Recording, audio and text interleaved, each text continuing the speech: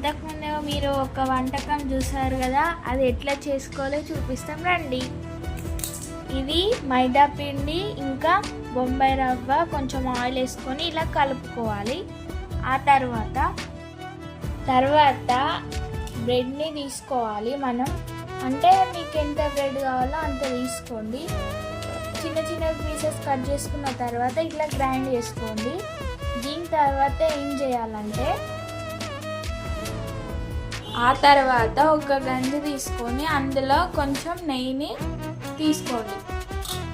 ఆ తర్వాత ఇంతకుముందు మనం బ్రెడ్ పీసెస్ కట్ చేసుకొని మిక్సీలో పట్టుకున్నాం కదా, అది అందులో యాడ్ చేయండి. మా అమ్మ ఏం చెప్తానో నాకు కూడా తెలియదు, చెప్పనైతే చెప్తాను.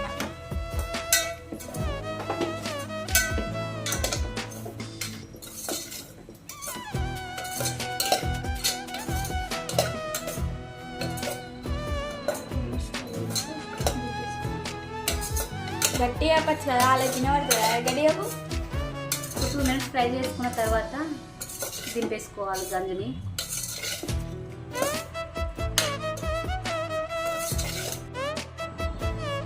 ఇప్పుడు ఇంతకుముందు మీరు ఎంత బ్రెడ్ తీసుకున్నారో అంతే బెల్లం తీసుకొని ఇట్లా పానకం లెక్క చేసుకోండి. ఆ తర్వాత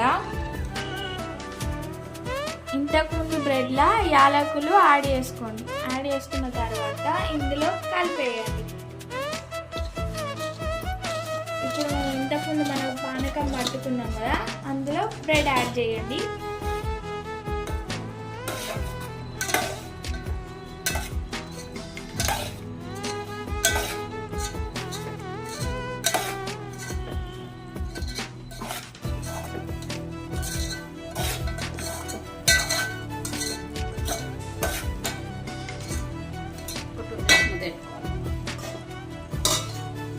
టూ మినిట్స్ మూత పెట్టుకొని తర్వాత చూద్దాం ఎలా అవుతుందో.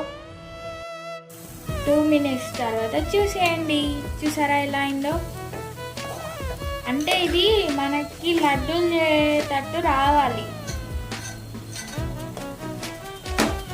తర్వాత దీన్ని ఒక 10 minutes పక్కకు ఉంచుకోండి, అంటే చల్లారేదాకా.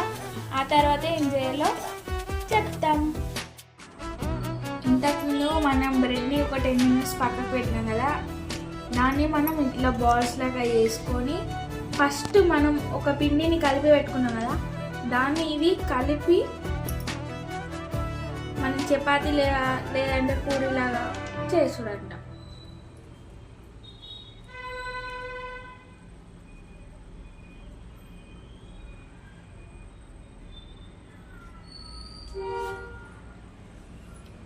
ఇలాగా అన్నట్టు దీన్ని మనం పెంక మీద ఇలా మనం పెంక మీద వేసుకొని కాల్చుకోవాలి కోసం, అంటే చపాతీ లాగా ఇలా